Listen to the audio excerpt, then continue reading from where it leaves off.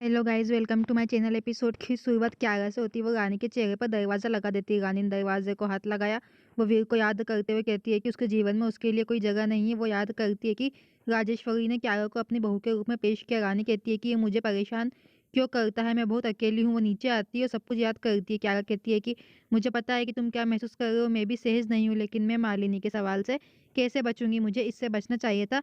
तुम यहाँ अजीब हो और मुझे रानी के लिए बहुत बुरा लग रहा है। वीर कहता है, प्लीज़ मैं समझता हूँ आपको पछताने की ज़रूरत नहीं है, मुझे सच बोलना चाहिए था, फिर भी अब मैं करूँगा, मेरे द्वारा ये ठीक हो जाएगा, आपको ये सब नहीं करना है। क्यारा कहती है कि तुम कहीं नहीं जाओगे, यहाँ पर बैठो। आप जानते हैं रानी सा कितनी परेशान है, वो अभी घर आई है, भले ही आप कैसी के हो पति, हम दोस्त हैं, मुझे तुम पर भरोसा है, मैं सोफे पर सो जाऊँगी। वो कहता है, नहीं मैं सोफे पर सोऊँगा, आप बिस्तर पर सो सकते हैं। क्यारा उसे फिर जूस देती है, वो बिस्तर पर गिर जाता है। वो कहता है कि तुम सोफे पर सो जाओ, मैं सँभाल लूँगा, मेरे पास काम है, मैं देख लूँगा। वीर चला जाता है। क्यारा कहती है कि मेरा प्लान फ़ेल हो गया।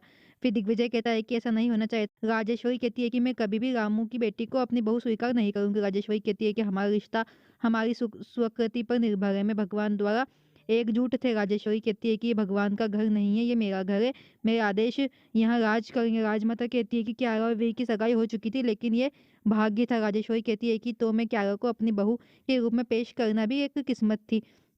दिग्विजय कहता है कि गलत है। विक्रम कहता है कि क्यारा वीर के कमरे में है। राजमाता कहती है कि अगर ये खबर निकल गई तो हमारा कितना अपमान होगा, और रानी हम उसका सामना कैसे करेंगे? राजेश्वरी कहती है कि हम उनका सामना करते हैं जो हमारे बराबर है। क्यारा के बारे में कोई नहीं सोचता, उसने बहुत कुछ सहा फिर भी हमारी मदद की। विक्रम कहता है कि उसका चैप्टर क्लोज हो गया है, हालात ऐसे थे कि मुझे क्यारा को वहां भेजना पड़ा। आपने अपनी माँ को नहीं पहचाना, मैंने ये सब नंदिनी के लिए किया, मैं रानी की वजह से उनके प्रपोजल को जाने नहीं दूंगी। जय कमरे में आता है और कहता है कि नंदिनी तुम कहाँ हो?